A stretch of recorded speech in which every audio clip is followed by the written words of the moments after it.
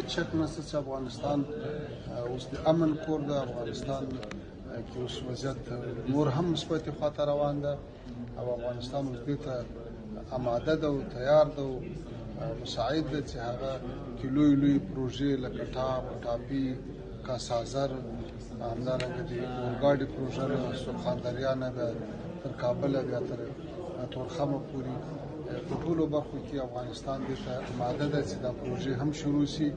او موږ چې نن ولیدل په دې غونډه کې د ټولو هیوادونو نظرونه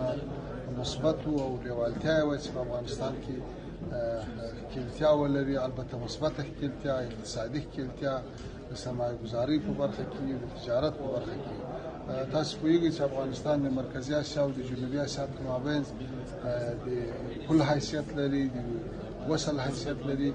نو له دې اوسنیو حالاتو نه په استفاده چې په ټول افغانستان کې د مرکزي حکومت